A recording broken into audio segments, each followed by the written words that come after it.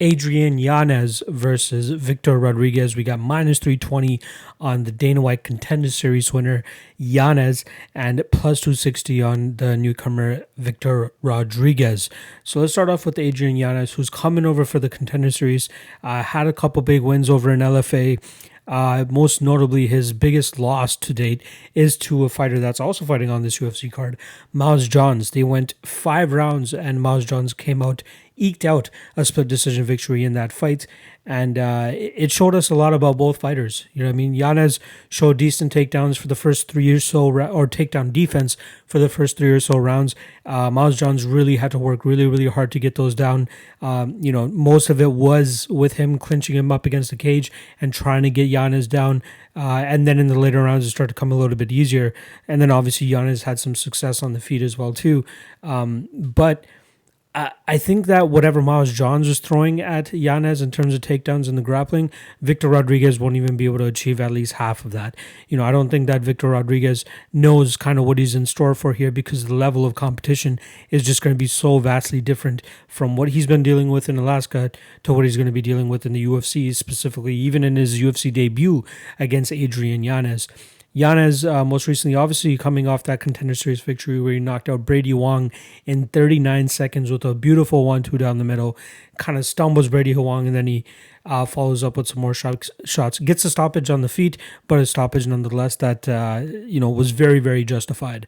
The Kalistrata fight, another fight where we got to see his crisp boxing.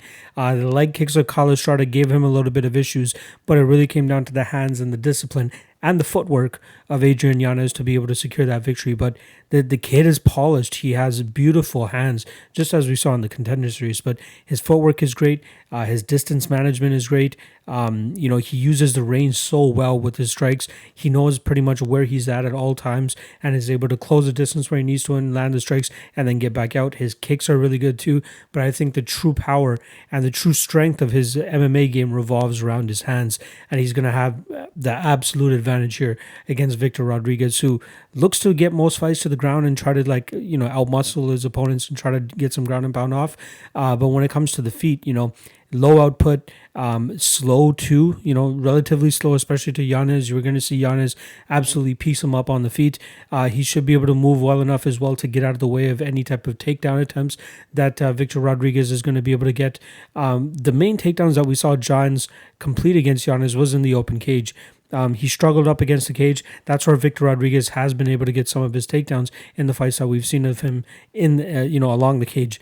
When Yanez is pushed up against the cage, the one thing that he does really well is dig for the underhooks pretty much immediately. Even whenever Miles Johns had his hands clasped underneath below the hips on Yanez, Yanez did a good job of digging the underhooks and then just jacking him all the way up so that he wasn't able to actually complete the takedowns. And I think he'll be able to do just the same thing to Victor Rodriguez, if not easier, if he does find himself in that situation again. Like I said, Victor Rodriguez coming over from the Alaska scene where he's fighting skeptical competition. Everybody knows that whenever guys come over from Alaska FC or anywhere from that region, they're kind of skeptical and they don't usually have the greatest performances.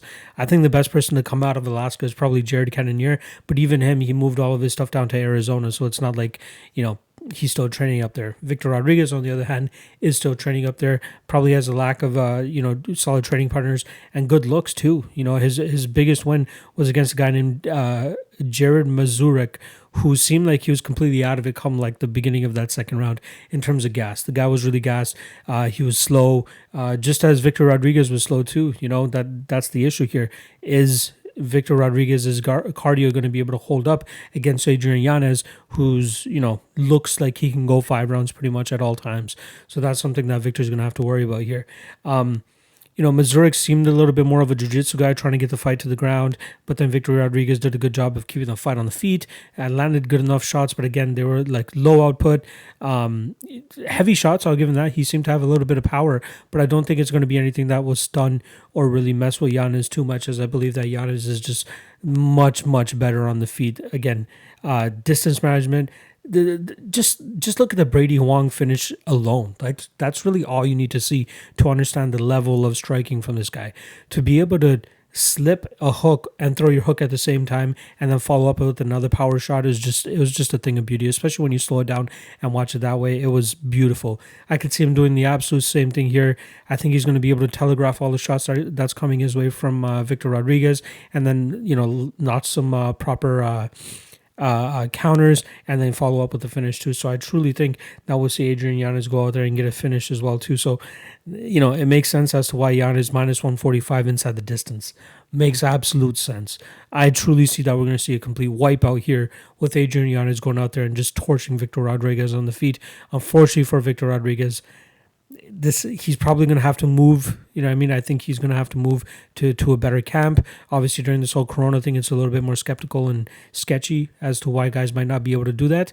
But if he truly wants to take it to another level, he's going to have to switch camps. He's going to have to go get better looks, probably better head coaches as well too. And I don't mean to shit on those guys. It's just a different level of competition when you're going from Alaska to like all these other people. Like, I'm not sure how many people from Alaska FC have truly come over to the UFC and had solid success. It's very, very questionable. And again, seeing the type of guys that he's been going up against, and RIP to Tristan Lowe, man. That kid did not look like he wanted to be in there. That was a complete wipeout. And that was only 3 fights ago for Victor Rodriguez. This is going to be a completely different fight for him, unfortunately. And we're going to see Adrian Yanez go out there and just torch this guy, probably in the first or second round. It's not going to look nice for Victor, but I think Yanez goes out there and gets it done at a statement of a victory in his first UFC fight. We're probably going to get either a first round or second round knockout here for Yanez from the hands, from the kicks, whatever it is. He'll probably find the opening and get the counter. I think he's going to come off a counter, to be honest. But yeah, I'm going Adrian Yanez first round KO.